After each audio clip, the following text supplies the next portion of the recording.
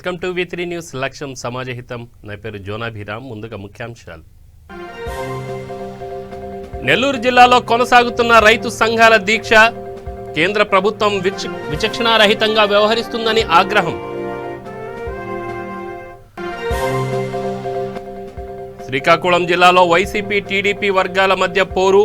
TDP అభ్యర్థుల nomination పత్రాలను చించేసిన YCP నేతలు.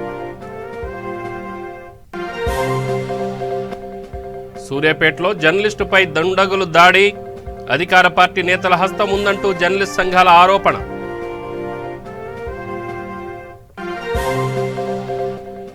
రాజమండ్రిలో వరుస హత్యల కలకలం. నడి రోడ్డుపై రౌడీ షీటర్ దారుణ హత్య.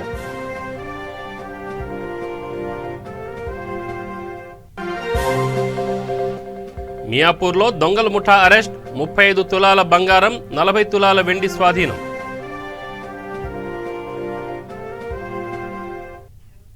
ఇక వివరాలకు వెళ్తే కేంద్ర ప్రభుత్వం వ్యవసాయ చట్టాలను రద్దు చేసే వరకు దేశవ్యాప్తంగా రైతులతో ఆందోళన కొనసాగిస్తామని ఏపీ రైతు సంఘం రాష్ట్ర ఉపాధ్యక్షులు శ్రీరాములు వెల్లడించారు. నెల్లూరు జిల్లా గూడూరు పట్టణంలోని సబ్ కలెక్టర్ కార్యాలయ ఆవరణలో రైతు సంఘం ఆధ్వర్యంలో సత్యాగ్రహ దీక్షా కార్యక్రమాన్ని నిర్వహించారు. రైతు సంఘం నాయకులు శ్రీరాములు మాట్లాడుతూ కేంద్ర ప్రభుత్వం రైతులకు అన్యాయం చేస్తూ వ్యవసాయ చట్టాలను తీసుకొచ్చిందని, దీనివలన కార్పొరేట్ వ్యాపారస్తులకు లాభం చేకూరుతుందని అన్నారు. చట్టాలను వ్యతిరేకిస్తూ రైతులు చేస్తున్న ఆందోళనలో కొంతమంది ఆర్ఎస్ఎస్, బీజేపీ కార్యకర్తలు రాళ్లు విసిరి ఆ నేరాన్ని రైతులపై వేశారని, పోలీసు రైతులను విచక్షణారహితంగా కొట్టారని ఆవేదన వ్యక్తం చేశారు. కేంద్రం ఎన్ని కుట్రలు చేసినా వ్యవసాయ చట్టాలను రద్దు చేసే వరకు ఆందోళన కొనసాగిస్తామని స్పష్టం చేశారు. నల్ల చట్టాలను రద్దు చేయాలి, నల్ల చట్టాలను రద్దు చేయాలి, నల్ల చట్టాలను రద్దు చేయాలి, నల్ల చట్టాలను రద్దు చేయాలి, నల్ల చట్టాలను రద్దు చేయాలి, నల్ల చట్టాలను రద్దు చేయాలి. విద్యుత్ పంపు చెట్టుకు మీటర్లు వద్దే వద్దు. విద్యుత్ పంపు చెట్టుకు మీటర్లు విద్యుత్ పంపు చెట్టుకు మీటర్లు విద్యుత్ పంపు చెట్టుకు మీటర్లు. రైతాంగం ఐక్యత, రైతాంగం ఐక్యత, వర్గలనే రైతాంగం ఐక్యత. వర్గమాపుతున్న చట్టాలు వెంటనే రద్దు చేయాలి. విద్యుత్ మీటర్లు వెంటనే, విద్యుత్ మీటర్లు వెంటనే. ఈ రైతాంగాన్ని కూడా కాల్చివేయాలని అని చెప్పారు. ఈ రకంగా రైతాంగ ఉద్యమానికి వ్యతిరేకంగా ఈ దేశంలో వ్యవసాయాన్ని కురారింపచేసి రైతులను దెబ్బతీసి ఆ రకంగా కూడా కంపెనీలకు అప్పగించేటటువంటి మేము దేశభక్తులమని బీజేపీ వాళ్ళు చేస్తున్నారు.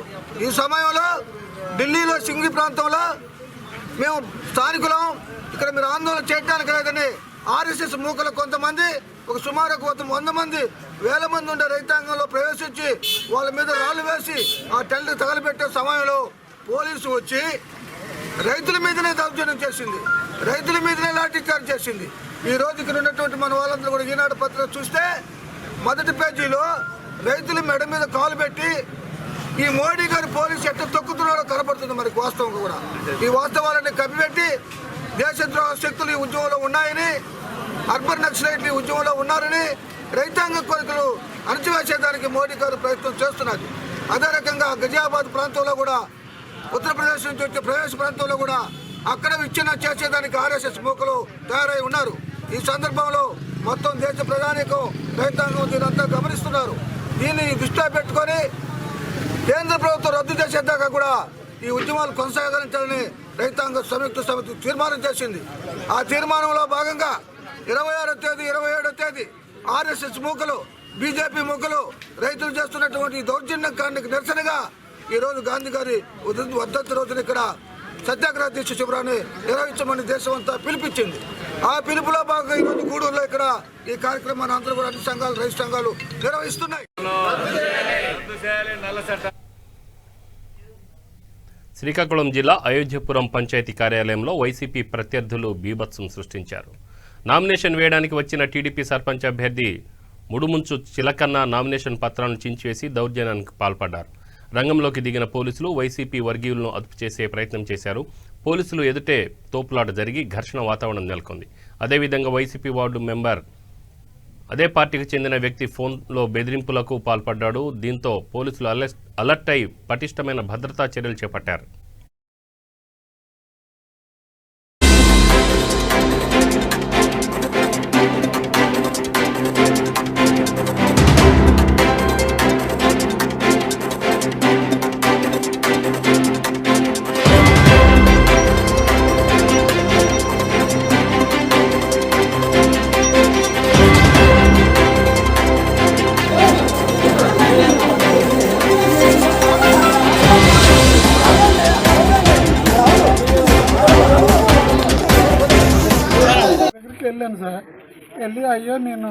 నామినేషన్ వేస్తాను సర్పంచ్గా అంటే అది పరిశీలన చేస్తామని టైంకి మా ఊరు శాసనం నుంచి అంటే కుర్రోడు ఢిల్లేశ్వరరావు అని గొజ్జల ఢిల్లేశ్వరరావు అని కుర్రోడు వచ్చేసి నువ్వు నామినేషన్ వేయడానికి వీలు లేదు అనేసి మొదటి చింపేశాడు సార్. అయితే అప్పుడు మా వాడు కట్టి పట్టుకొని చిరక్కుంటా ఇచ్చేసి మళ్ళీ నేను వెంటనే సార్కి ఫోన్ చేశాను అర్జునాయుడు గారికి మన స్టేషన్కి. అప్పుడు ఎస్ఐ గారు వచ్చారు. అప్పుడు మళ్ళీ నామినేషన్ ఎందుకోసం వేయొద్దు అని చెప్పి అన్నారు. అంటే వాళ్ళు అంటే నేను టీడీపీ ద్వారా వేస్తున్నానని వాళ్ళు వైఎస్ఆర్ తరఫున వేస్తున్నారని అక్కడ టీడీపీ కూడా ఉండకూడదని అని వాళ్ళ అభిప్రాయం. రామారావు నాది 1వ వార్డు 4వ వార్డు అవ్వాలి. 4వ వార్డుకి ఇక్కడ పోటీ చేయాలి. 1వ వార్డు నేను 4వ వార్డులో పోటీ చేసేవంత ఇక్కడ ఎవరి ప్రపోజ్ అయితే నీ కాగితాలు చింపేసి కొడతామన్నారు. ఎవరు కొడతామన్నారు? ఆ బొద్దింక రాజు కొడతామన్నారు. ఫోన్లో చేశాడు అంతే. ఫోన్ చేసి చెప్పాడు, నాకు బెదిరించాడు. నేను కూడా వైసీపీ పార్టీ, అయినా వైసీపీ పార్టీ. నా వైసీపీ పార్టీ నా యొక్క అనుభవం అంతా వయసు కూడా ఆయనకు లేదు. నేను వైసీపీ 30 సంవత్సరాల నుండి పార్టీకి పనిచేస్తాను. ఆయన మొన్న వచ్చి దువ్వాడ సీన్ దగ్గర ఏదో ఉన్నాను అనుకుని డ్రైవర్ ఏదో చేస్తానని నాకు సీనియర్ వైసీపీ నాయకుడికి ఆయన మాకు పార్టీలు కూడా 2 వర్గాలు చేశాడు. వైసీపీ పార్టీలో శాసనం పంచాయతీకి వేరే వర్గం చేసుకోమని నాకు చెప్పాడు. తిరుపతిరావు నేను వైసీపీలో శాసన పంచాయతీ సీనియర్ వైసీపీ పార్టీ నాయకుడు. అంతకుముందు కాంగ్రెస్లో ఆదర్శ రైస్ చేశాను. ఆ తర్వాత అలాగే కంటిన్యూగా పార్టీ స్థాపించిన నుండి వైసీపీ పార్టీలోకి వచ్చాను. హుజూర్నగర్లో సీనియర్ జర్నలిస్టు సైదులు గౌడ్పై జరిగిన దాడిని ప్రతి ఒక్కరూ ఖండించాలని సూర్యాపేట జిల్లా జర్నలిస్ట్ సంఘం నాయకులు అన్నారు.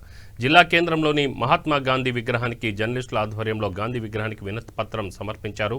అనంతరం వారు మాట్లాడుతూ గత కొద్ది కాలంగా హుజూర్నగర్ నియోజకవర్గంలో భూములు అన్యాక్రాంతం అయ్యాయని, దీనిలో అధికార పార్టీ పాత్రను వెలుగులోకి తెస్తున్న క్రమంలో వాటిని కప్పిపుచ్చుకునేందుకు అధికార పార్టీ నాయకులు జర్నలిస్టుపై దాడి చేశారని ఆరోపించారు. గతంలో టీఆర్ఎస్ ఎమ్మెల్యే గూడెం మహిపాల్ రెడ్డి వార్తా విలేకరిపై బెదిరింపు చర్యలకు పాల్పడ్డ విషయాన్ని గుర్తు చేశారు. దీనిపై జిల్లా కలెక్టర్ సమగ్ర విచారణ చేయించి దోషులను గుర్తించి చర్యలు తీసుకోవాలని వారు డిమాండ్ చేశారు.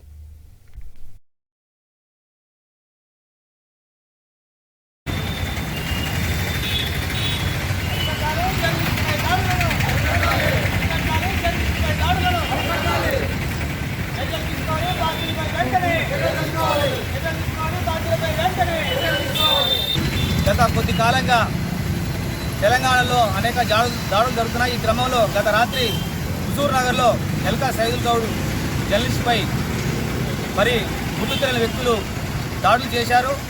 అతడు ఇంటికి వెళ్తున్న క్రమంలో 5 వ్యక్తులు మంకీ క్యాప్ ధరించి మరి దాడులు తెగబడ్డారు. మరి ఎల్కా సైదుల్ గౌడ్ గత కొద్ది కాలంగా హుజూర్నగర్లో జరుగుతున్న అవినీతిపై మరి భూములపై అన్యాక్రాంతం అవుతున్నట్టు తన ఛానల్లో ప్రసారం చేస్తూ వస్తున్నారు. ఈ క్రమంలో దాడులు జరగడం చాలా శోచనీయం. ప్రభుత్వాలు వెంటనే మరి జర్నలిస్టులపై దాడులు జరిగిన వాటిని ఖండించి వారిపై చర్యలు తీసుకోవాలని మేము కోరుతున్నాం. వారధులుగా ఉంటున్నటువంటి జర్నలిస్టులు వారి యొక్క సమస్యలను భూములు అన్యాక్రాంతమైనాయని నిజాలను నిర్భయంగా రాసే జర్నలిస్టులపై అధికార పార్టీకి చెందిన వాళ్ళు దాడులు చేయడం శోచనీయం. దేశంలో రాష్ట్రంలో ఎక్కడ లేని విధంగా జర్నలిస్టులపై దాడులు జరగడం ఇది చాలా భయానకమైన వాతావరణాన్ని క్రియేట్ చేస్తున్నాయి. కాబట్టి జర్నలిస్టులను కాపాడుకోవాల్సిన బాధ్యత ప్రభుత్వాలకు ఉన్నప్పటికీ కూడా వ్యక్తిగతంగా టార్గెట్ చేస్తూ వారికి దాడులకు పాల్పడుతున్నారు. హుజూర్నగర్లో జరిగిన సంఘటన బాధాకరం. వారికి దాడికి పాల్పడిన ముష్కరులను దాడికి పాల్పడిన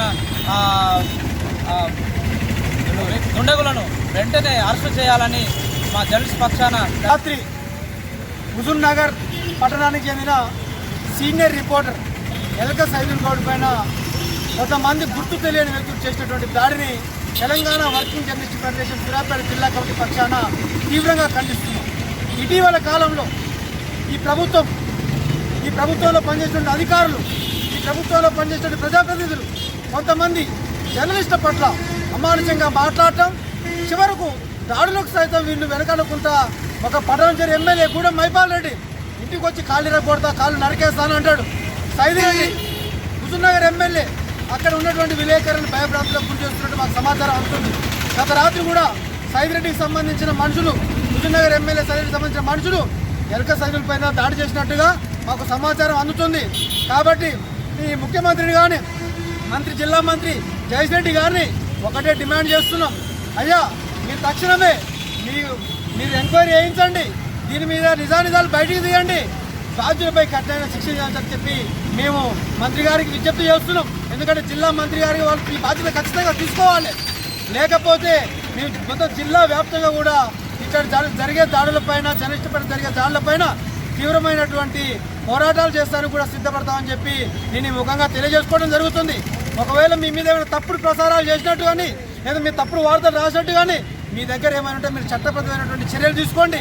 మీరు యాజమాన్యాలు కంప్లైంట్ చేయండి, పోలీస్ స్టేషన్లు ఫిర్యాదు చేయండి. అంతేగాని భౌతిక దాడులు చేస్తాం, చంపేస్తాం, అంతమొందిస్తామంటే ఎప్పటికీ కూడా ప్రజల పక్షాన పోరాటంలో వెనకపోయేది లేదు. విలేకరులు ఎవరికి ఏ విధమైనటువంటి అన్యాయం జరిగినా కానీ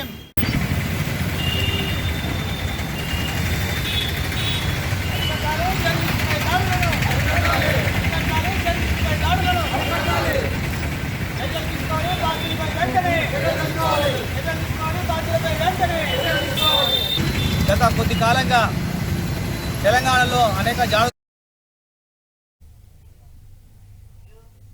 తాళాలు వేసి ఉన్న ఇళ్లను టార్గెట్ చేసి 3 నెలల్లో వరుసగా 5 ఇళ్లలో చోరీలకు పాల్పడిన దొంగలను మియాపూర్ పోలీసులు అరెస్ట్ చేశారు. ఈ కేసుకు సంబంధించి ఎటువంటి క్లూ లేనప్పటికీ కేవలం సీసీ ఫుటేజీ ఆధారంగా నిందితులను అదుపులోకి తీసుకున్నారు పోలీసులు. నిందితులు మహమ్మద్ మోయిన్, మహమ్మద్ ఇబ్రహీంలను అరెస్ట్ చేశారు. వీరి వద్ద నుండి సుమారు 12 లక్షల విలువ గల 35 లక్షల బంగారు ఆభరణాలు, 40 తులాల వెండితో పాటు 10,000 రూపాయల నగదును స్వాధీనం చేసుకున్నారు. నిందితులపై పీడీ యాక్ట్ కింద కేసు నమోదు చేసి రిమాండ్కి తరలించామని మాదాపూర్ డీసీపీ వెంకటేశ్వర్లు తెలిపారు.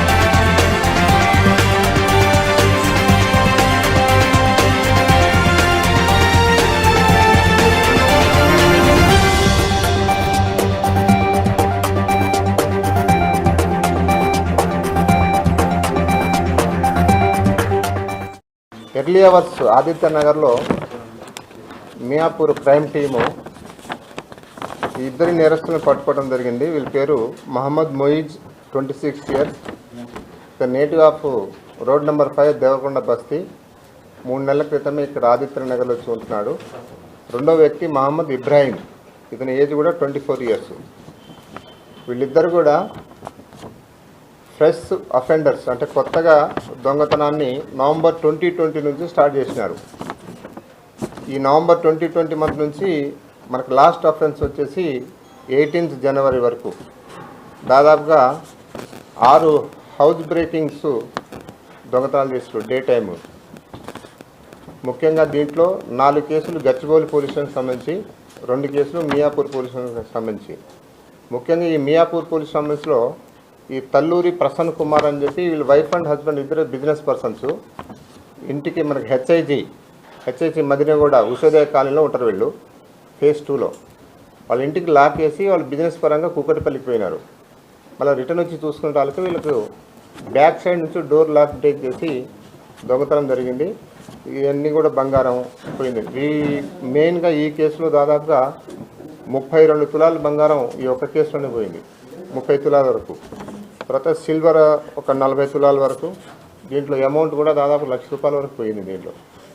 తర్వాత మిగతాది రాఘవేంద్ర కాలనీకి సంబంధించి ఆర్టీఓ ఆఫీస్ కొండాపూర్కి రైట్ సైడ్లో ఉన్న ఏరియాలో గచ్చిబౌలి పోలీస్ స్టేషన్లో 4 హౌజెస్లు దొంగతనం చేసినారు డిఫరెంట్ డేస్లో. మొత్తం 6 హౌస్ బ్రేకింగ్ కేసులు ఇద్దరి వల్ల డిటెక్ట్ కాబడ్డాయి.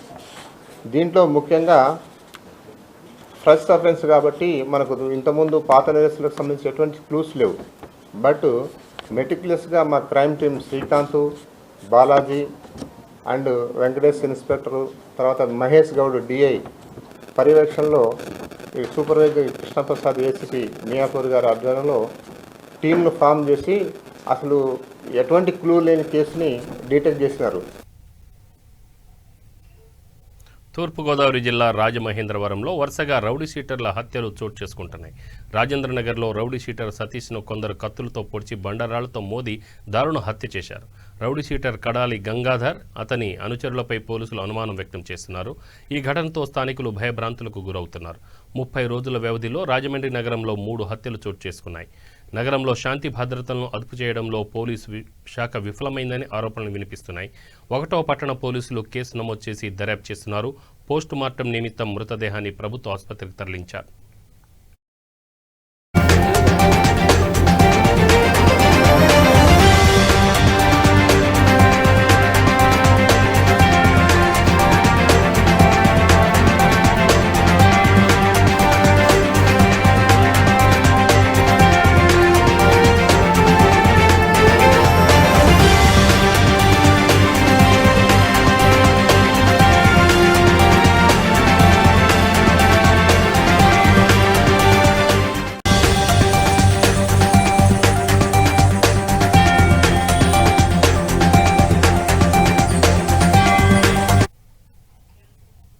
నిజామాబాద్ జిల్లా ముప్కాల్ మండలం రేంజర్ల గ్రామాభివృద్ధి కమిటీ మంత్రి వేముల ప్రశాంత్ రెడ్డికి ప్రత్యేక ధన్యవాదాలు తెలిపారు. గ్రామంలోని కోదండ రామాలయంలో కళ్యాణ మండపం నిర్మాణానికి 27 లక్షల నిధులు మంజూరు చేయించిన నేపథ్యంలో మంత్రికి కృతజ్ఞతలు తెలిపారు. ఈ కార్యక్రమంలో సర్పంచ్ ఆకుల రాజారెడ్డి, ఉప సర్పంచ్ మోహన్ రెడ్డి, ఎంపీటీసీ, గ్రామ కమిటీ సభ్యులు ఆకుల పెద్దరాజన్న, నర్సయ్య, సొసైటీ చైర్మన్ కోమటిరెడ్డి గంగాధర్ తదితరులు పాల్గొన్నారు.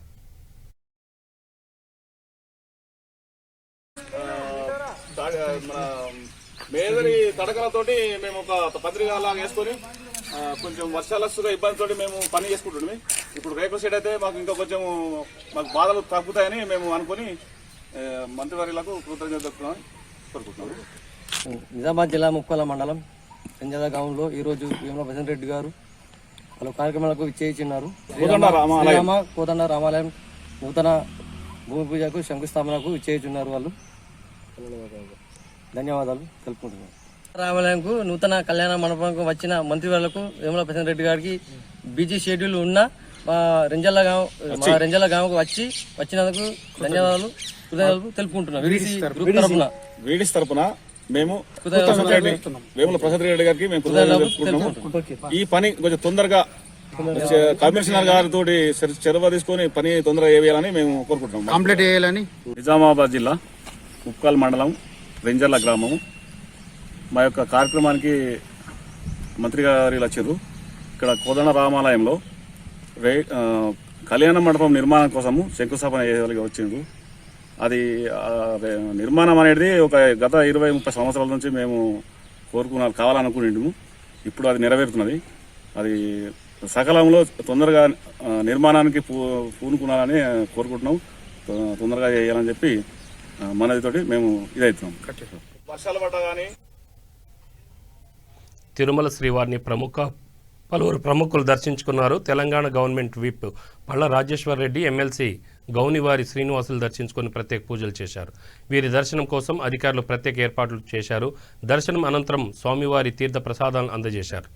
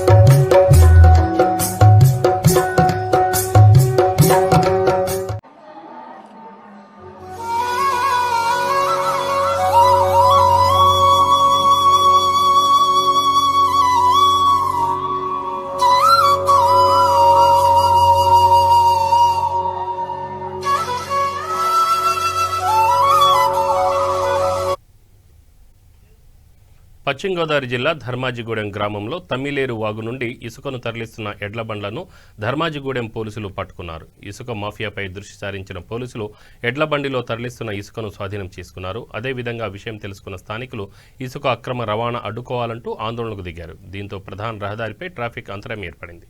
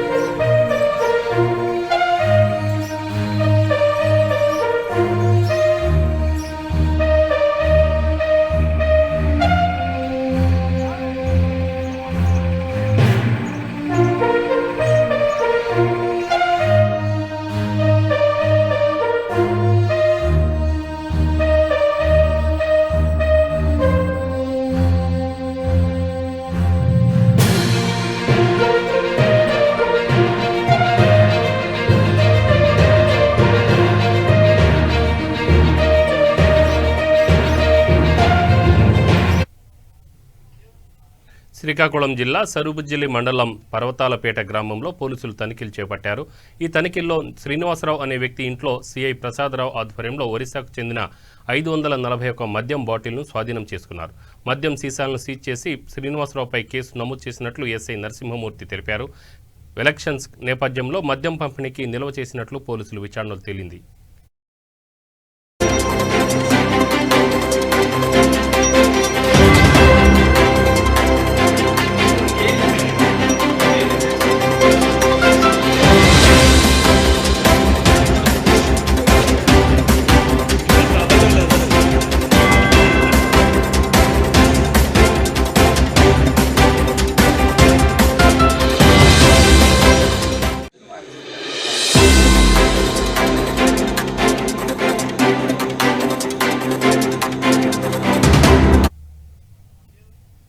సుదీర్ఘ విరామం తర్వాత పాఠశాలల్లో బోధన మొదలు కాబోతుంది. పాఠశాలను తెరిచేందుకు ప్రభుత్వం ఏర్పాట్లు చేస్తుంది.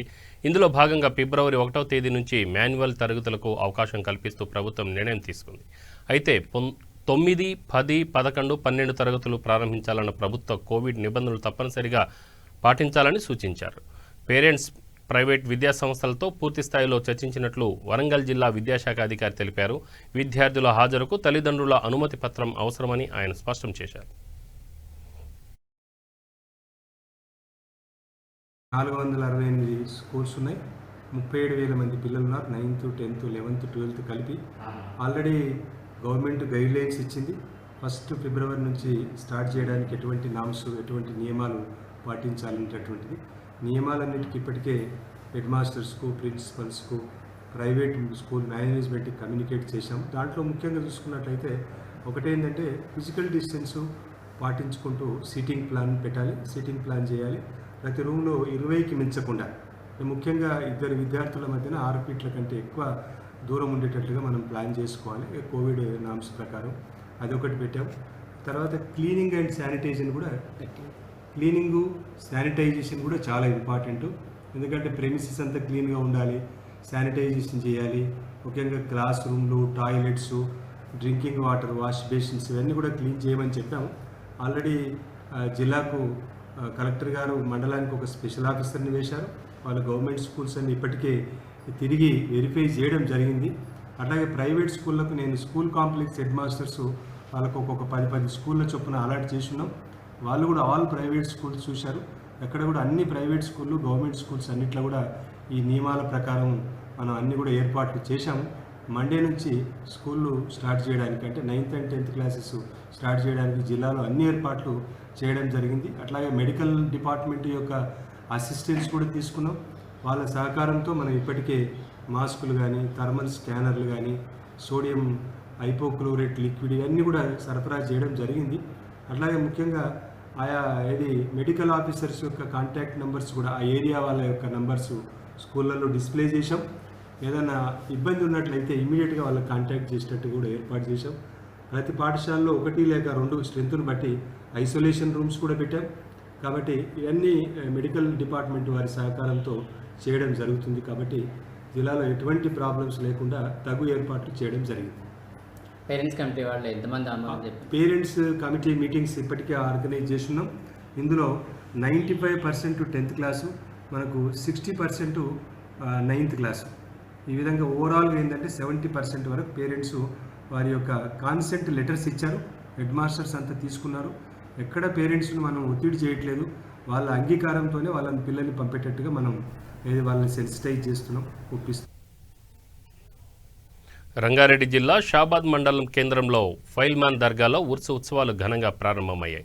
దీనిలో భాగంగా గంధం కార్యక్రమాలు, ప్రత్యేక ప్రార్థనలు చేశారు.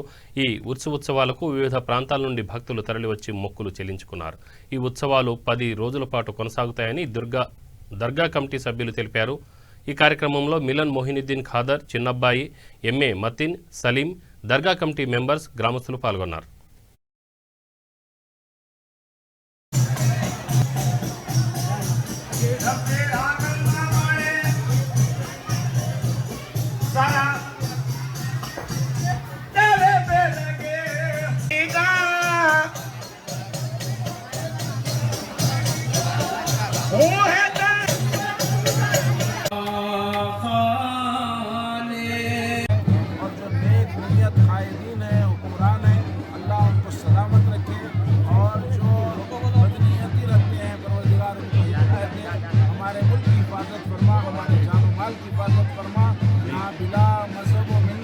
जितने लोग शरीक हुए हैं परवरदिगार सबकी दुआओं का कबूल फरमा और साथ हाजिरी को कबूल फरमा ले। और अब से पहले सदियों से जितने लोगों ने हजरत की खिदमत की, बारगाह की खिदमत की, उस शरीफ की खिदमत की, उनके खिदमत को कबूल फरमा। और जब तक क़यामत नाफिज हो हजरत के फैज़ान से सारा इलाका मुनव्वर होता रहे, सारा हिंदुस्तान चमकता रहे। वह आखिर दावाहूं పైల్వాన్ షావలి దర్గా ఉంది. 400 సంవత్సరాల చరిత్ర ఇది. బులెటిన్ ముగించే ముందు ముఖ్యాంశాలు మరొకసారి. నెల్లూరు జిల్లాలో కొనసాగుతున్న రైతు సంఘాల దీక్ష, కేంద్ర ప్రభుత్వం విచక్షణారహితంగా వ్యవహరిస్తుందని ఆగ్రహం.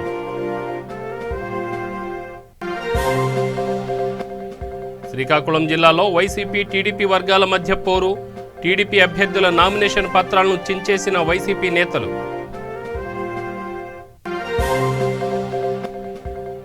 సూర్యాపేటలో జర్నలిస్టుపై దుండగుల దాడి, అధికార పార్టీ నేతల హస్తం ఉందంటూ జర్నలిస్ట్ సంఘాల ఆరోపణ.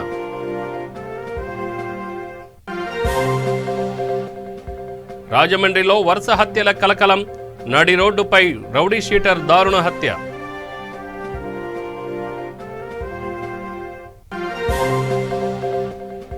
మియాపూర్లో దొంగల ముఠా అరెస్ట్, 35 తులాల బంగారం, 40 తులాల వెండి స్వాధీనం.